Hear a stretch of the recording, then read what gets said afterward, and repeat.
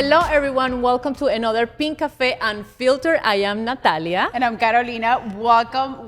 We're so excited about today's guest and for another episode of Pinkafé Sin Filtros. Oh my God, Sin Filtros. And this guest is one that I always wanted to have in our podcast. And I'm so excited because she's a dream. She's a unicorn.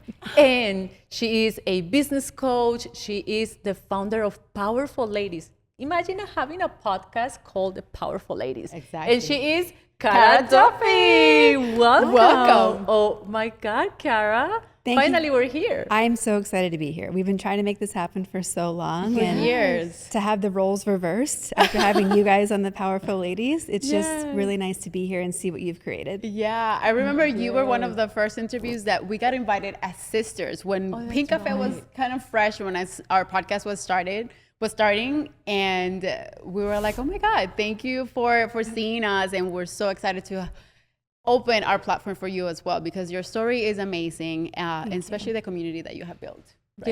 Yes, the community, talk about that. That's something that we're also been trying to, to nurture and to build as well. And we look up to you so much. And you have given us so many tips, and, going to your events and everything. It's been beautiful. But where did you feel there was a need, that you saw probably a long time ago? Is like, okay, there's something missing. And there's a lot of women that need the same thing probably that I need. And then you decided, you know what, I'm going to create a community. And you decided to call it Powerful Ladies. A powerful Tell community. us everything about it. Because I'm sure it wasn't all like, roses and rainbows. It was a lot of challenges there. Well, and why it started was the opposite of rainbows and roses. Wow. I had moved from Germany to California. And when I got here, I was working in skateboarding. So it was a lot of guys and skateboarding and beer. And I was missing this group of girlfriends I had made when I was living abroad, that we could do anything when we were together. We could be silly and have fun. We could be very powerful in our careers. And I was missing that. So I started doing this one day of giving where we could do something on the same time around the world and feel connected. Because powerful ladies want connection, they want more fun, and they want to be able to give back at bigger levels. I've never met a woman who wishes they could give more less, right? It's always more. And when I was inviting women to be host for a Powerful Ladies One Day of Giving, they would say to me, I love this idea, but I'm not powerful, I shouldn't host. And it broke my heart, because you're born powerful. I've already knighted you. And so I really saw a need for women to see what stepping into the power that you are already born with and have looks like, and to see women like yourselves who are carving your own paths and making it up as you go and listening to yourselves. There is so much in your story of how you guys have come together with everything you've been creating about trusting yourself and listening. You were even a guest at that Trusting Ourselves workshop we did, because so many women think that being powerful means being Oprah or being Beyonce or being fill in the blank. And it's not. We think it's when we're cooked and done, but there's so much power in what women are doing every day in their house, in their communities, for themselves. And we need to change the narrative of what being powerful means and remind us that we're kind of already doing it. Yeah, and it's so powerful. So you have this program or saying, or you have embodied the phrase having it all, or you can have it all. And for us, sometimes when we're very focused on career, sometimes we're like, okay, this is the time for me to focus on career. This is the time for me to focus on motherhood. But what if we can have it all? What if we can find that balance and that moment? But I feel like we have to peel down those layers and feel and go back to what ignites that passion in us. What are our whys behind everything that we do? So I know that you have 3 different sets of whys. Can you expand a little bit on that? Because I feel like sometimes when we're asked, like, what is your why? We're like, okay, what is my purpose, or why I do things? But I love the categories that you have. Can you share with us a little bit on that? Yeah, I think you're so right that your purpose and your whys are very different things. And so the 3 whys that I have my clients work on, I call the first one your holy whys. These things sound mission statement-y. They make you feel good when you say them to other people, like, my why is to save the world, right? Something like that. Then the second group of whys I call your selfish and practical whys. I want to work for myself. I want to be able to have flex time for my family. I want to make unlimited money. we can keep going. And then the third why that most people are skipping is our hidden whys. These are the whys that really speak to our values deep down. They're underneath everything else we're doing. An example for me is like, I want to be able to give people job opportunities that I see something special in. I can't do that if my business isn't working. I can't do that if there isn't extra money. I also want to be able to help and take care of my family should they ever need anything in any capacity, financially or support, whatever that looks like. And so those are hidden whys that we don't realize are dictating and motivating us for what we're doing.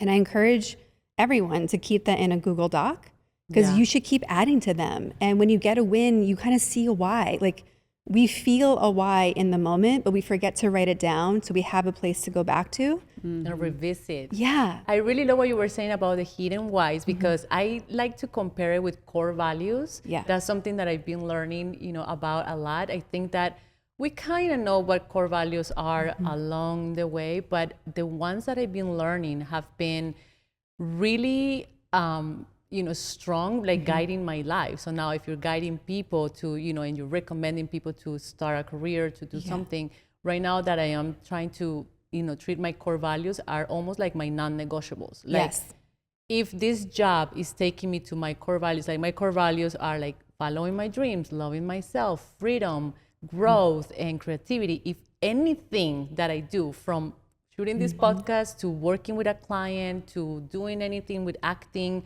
or even going to a party, anything that has to do, with my life, if it's not aligned with my core values, is making me money, or I'm following my dream, loving myself, or is against one of those, I am just not doing it. And it has become, I do the sound effects. Yeah, thank you.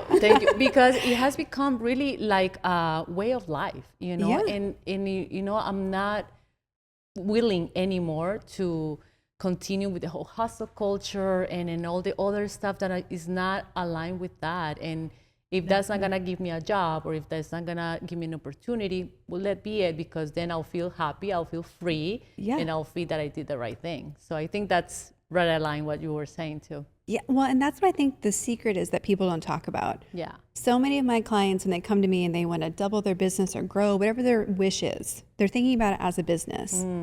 And they don't realize that if they are in alignment with what their zone of genius is, what their values are, just who they are as a person, it becomes so much easier. And that's how we actually do double their business year over year. Because when you are taking actions that are in alignment with you and the things you truly care about, you become this magnet. Like, that's when you can say, I am only going to work with dream clients. I am only going to take dream jobs. And when you choose the extraordinary for yourself, it opens up all these other possibilities that you didn't even know were possible before you said yes to yourself first. Nice. But it's the hardest thing for us to do. It's the hardest thing, even saying yes to ourselves. Saying yes to yourself, sometimes it even means saying no to so many opportunities, even a dream career, a dream job. And one thing that has happened to me, or that I've heard a lot of friends this happens to, is like, you have this idea of what a dream career was, or something that 10 years ago you thought, this is my dream, this is what I'm going to do for the rest of my life. And once I get there, I'm going to be happy. But then you get there, and what happens? It's like, okay, now I did it. It is what I thought it was going to be, but I want more. I want something else. Now I want to pivot to a different area of my life. Now I want to, for me, it happened also that when I thought I was at the peak of my career, then I was like, okay, what's next? I want to fall in love. I want to have babies. I want to, but it wasn't until she has a beautiful baby. No, a beautiful baby. But it wasn't until I was ready, until God and the universe sent me that person, you know, but it really took me a long time to realize that, you know what, my career is not the most important thing of my life. I want to do something more valuable, something that's going to have impact in this world, and something that is not going to be, stressful for me. I choose me and my happiness and my joy, whatever that means to me, because it means something different for every single person. Well, and that's the most important part you said just then, like what it is for me. We have so many stories of what having it all looks like, what our parents want us to do, what our friends are doing, what the women that we're chasing behind are doing, the examples that we've been shown. And sometimes it is a scary or hard conversation to say, like, oh, hold on, I don't want that exact formula. Like that's not, all of those things don't work for me. Oh, yes. And it's so scary to say no to a financial opportunity when you know it's not, it's like a B plus, not an A plus. That's scary. Wow. You're like, it's good enough. Is it good enough? And you're like, oh, but it's not extraordinary. Like, why am I saying yes? Yeah. You have to have standards you for have yourself.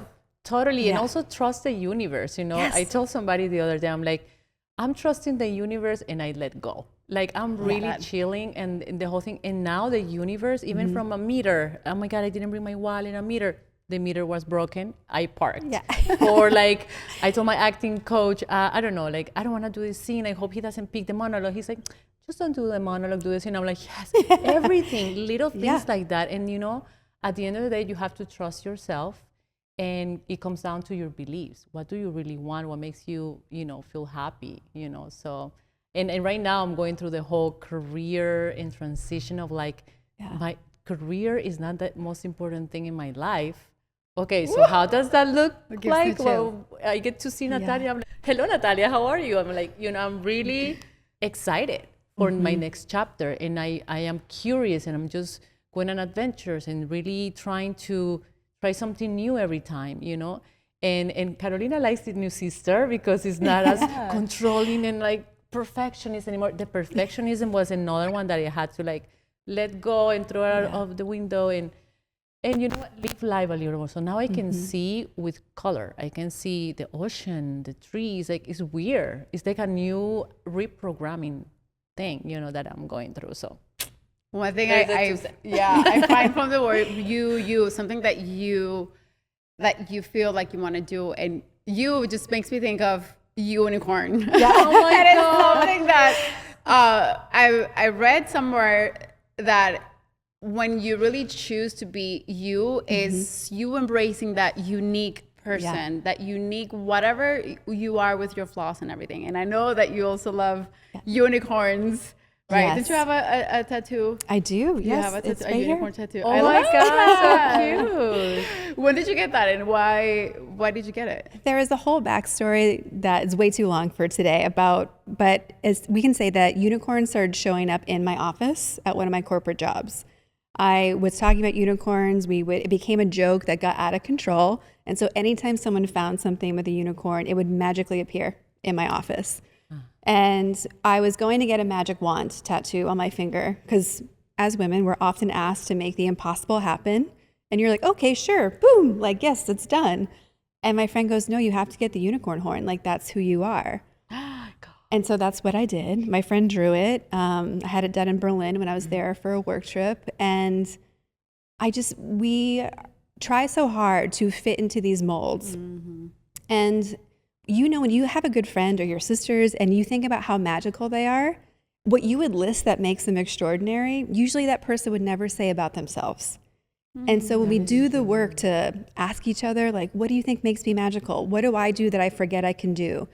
Often the things that we can get paid the most money for are the gifts that we have that we don't consider gifts because they're so easy and obvious to us. And there's even a chart, it's a habit forming chart, where it goes from, I know I don't do this well, and I'm trying to change it. I'm getting efficient at it, and now I've mastered it. We forget that we have so many mastery skills that we don't count anymore because we just do it. And when you really look at that, it's like, what do your friends call you for?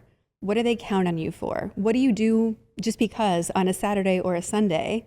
There's probably a business opportunity for you in that space that you could be. It should feel like you're stealing from people because what you're doing is so easy for you and you're being paid so much money. Wow. Thank you for saying the getting paid so much money part because we've been having deep conversations about this. So can I blast you and throw you under the bus so our coach can help us? So I like to charge a lot of money for my skills because I feel like I deserve it. I've done the work and I in my mind, you know. And I work for free. And Carolina is like, oh no, it's only sending a few emails and then just this and that. And then it's just the connection. It's like your connection, your time, the years of experience. You are a journalist, plus this, plus that, plus all those emails, plus you have to be in the computer. All of that is a whole menu of a lot of items that you can be charging for each of the things. And then it's like, if you make the math, it's probably $5,000 for the few emails that you had to send to set up a whole podcast or like blah, blah, blah. So things like that, that's just an example. Not to throw my sister under, but it's just like, for a lot of people in the business, in our communities, we hear this a lot. It's like, I don't know how much to charge. I'm afraid to charge because they might say no. Sometimes you might have to suck it up a little and then say, I reject your offer, or like, if you don't, this is how much it is worth and how much it costs. And if not, you can move on, and you're probably gonna have a few ones that you're gonna say no to. Yeah. But there is a moment, like for example, when I became a producer, I started as an assistant, and then from assistant to coordinator, from coordinator to co-producer, and then little by little until I'm like, no, I'm a producer.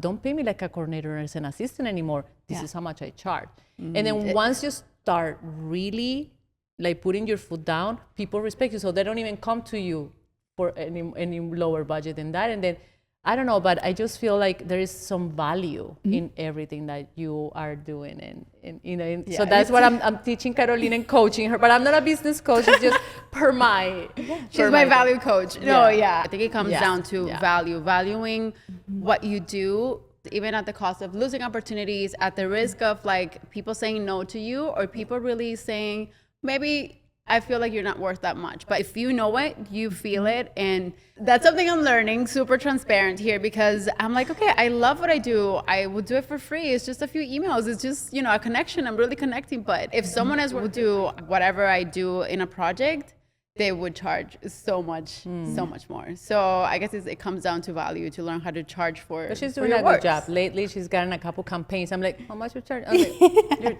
that's good. Okay, enough about my sister throwing me under the bus. Thank you. No, but I think it's a good example for the community. And who else to put as an example? But everyone's doing this, and women in particular think that you aren't worth charging that price until someone has said yes back to you. And that by itself is a whole thing we have to unlearn. Yeah. You said a word, deserve. And I've been working really hard to delete that word from my vocabulary. And use worth instead. Nice. Because worth, like you're born worthy. And then all these skills, all these experiences expand your ability to apply the worth that you were born with in the ways people want.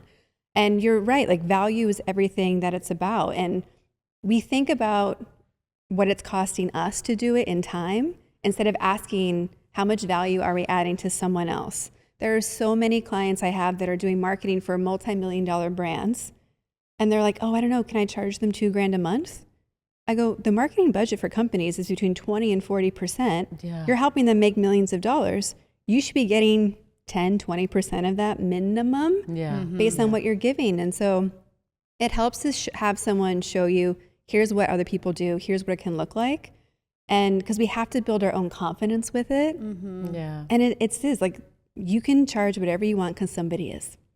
Definitely. I feel like that also comes with knowing that value comes with knowing how much impact you can have in the world and your work can have in the world.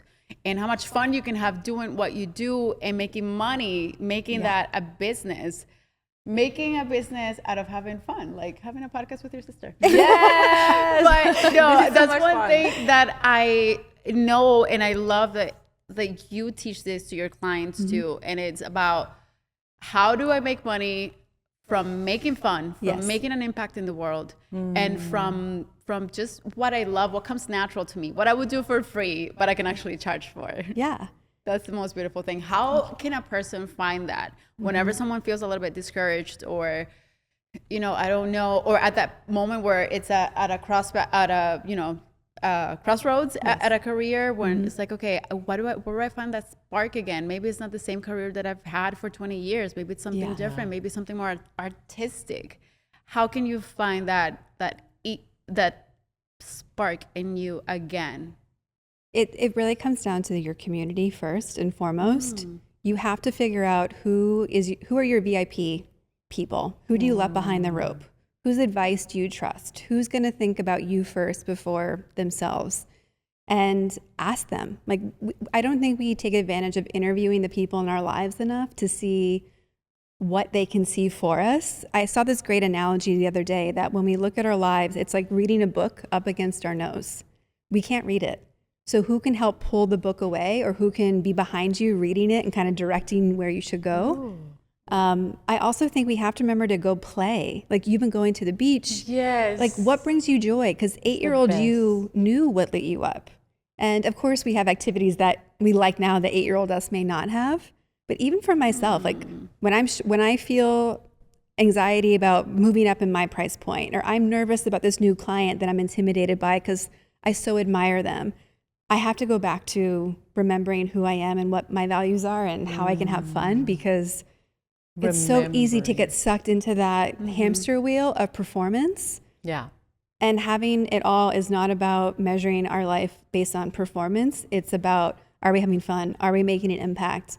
The performance comes because we're not talking about people who don't work hard. You guys work your butts off. Every woman I know does. So it's not a matter of, are we going to be committed and do it and work hard? Even if we're giving 2 hours a day or 10 hours a day, you're going to get our same 1,001%. But like, do we remember who we are? And are we going to be proud? Are we making 8-year-old us proud? Talking to the younger self and all of that, like really remembering who we were. Like, I think we had to like do a little in the whole unlearning and reprogramming ourselves. It's like, Carolina, she became a mom, and then now, like, okay, who was I before? You know, she had to make peace with the old Carolina. Now with the new one that is a mom, she's still a journalist. She's still telling stories, you know, but in a moment she forgot probably. And then for me too, I'm like, oh, I've done all of these productions and all of this. Oh, I used to be an actress and I still have that in me. So you just really have to dig deep and not be afraid to, and because sometimes it sounds too woo-woo to like, oh yeah, the 8-year-old, or like, I don't know, like you can make your dreams come true that you never made, that you forgot about those dreams. No, bring them back to the surface, and maybe there's still something in there. I am personally doing that, and I recommend doing the exercise, because honestly, then you can get lost in the whole, you know, culture and what family says, what you think it should be right, husband, children, car, dog, casita, house. So yeah, I don't know. I think that that's something worth doing the work like that. Definitely. A woman at one of the first Powerful Ladies events gave me a quote that I will keep forever. And it said, you have to go deeper to meet her. We have to do the work to find our extraordinary selves, because the universe, God, whatever you want to call it, is like just waiting for you to shine. And so are all the people who love you. Yeah. If they could, they would push you out in front of the spotlight and be like, go, you can do it. We know you always could. Yeah. So always seeing it as awesome. That little girl that was such a rebel, that was, you know, I feel like to even seeing my baby now, children are so sinvergüenza, how do you say it? Like they have no care, they're shameless, they're careless, they're, you know, they're just go for it. Of course, they don't know life yet, or they don't know. But if we could have just a little bit of that and apply to our lives now, just like risk it. Why not? You know, take that trip, quit the job, or like do things that really ignite that fire, the fire in you. I know we're running a little bit out of time, but Kara, before we let you go, please give us a few things, a few maybe tips or things that have worked also throughout your life that really have kind of helped you nurture that soul, or like that fire that you had in you. Not the business side, but what is the unfiltered version of Kara? Oh, wow. I am so committed to having mentors and coaches in any area of my life that I want more to be more extraordinary. I have the business coach. I go to a therapist. I have someone I go to Reiki. I go to KJ for astrology, woo-woo things. Like there's all these people because I know that I want whatever nourishment they can give in that space. I'm also very much a ambivert, which is half extrovert, half introvert. And I need that alone time. And for a long time, there's an association of being social and going out with everybody. And there's all this pressure to just like always be on. I can't do that. So I think I'm like you. Don't worry. I'm exactly. I'm like, I needed to find that word because I'm like, I'm not this, I'm not that. I'm like in the middle. yeah. I am extra. Yeah, no, I need my solo. Yeah, so I really tried to honor that and know that it's okay to stay at home and not go out and choose the healthier things for me. It's such, my biggest challenge is continuing to choose myself over and over again. Nice. I will put everything else in front of it, even doing the work that I've been doing. And to have that downtime allows me to kind of evaluate where I'm at. Like, why didn't I choose myself? Why did I say yes to a 7 a.m. meeting and not go work out? Wow. Why did I, like, whatever the thing is, like, it's very easy to suddenly be out of integrity with your own word to yourself. Yeah. But it's hard. Like, everything that you guys have mentioned, you don't not, no matter how successful you are, you keep meeting them at a higher level. Yeah. And so it's more accepting, it's not going to look the way you think it will. So how do we have fun with it the way it is today and keep pushing for that next level? Because I need my whole squad of people and women like you, because it's overwhelming to think we have to do all these things on our own. But I have this really funny technique of standing tall, putting my hands out, and imagining I'm holding hands with women like you guys, who I know are kicking ass in your own spaces. Oh, sorry, I don't know if I can swear. Oh, yeah. No, okay. Why not? We're unfiltered. This is unfiltered. And just remembering, like, when I'm doubting myself, to do that motion and remember that I'm standing with you guys. Like, we're doing this all together and we're not by ourselves. It's so easy to fall into, like, not feeling good about how we look and what we're doing, and I messed up on that opportunity I had, or all these things. But being in gratitude and remembering that we're all working on this together, feeling not alone changes everything for me. Gratitude. Yeah. Beautiful. I love that. I'm gonna do the holding hands thing. And, yeah. You're a little far, but we can spirit fingers. No, but it's true. It's like the powerful ladies, you know, like energy that, you know, fills us up. So that's good. It's why Thank you society. Yeah, no. Yeah. Just final thought on that. I think it's why society has tried to separate women so much, because there is power when we're together.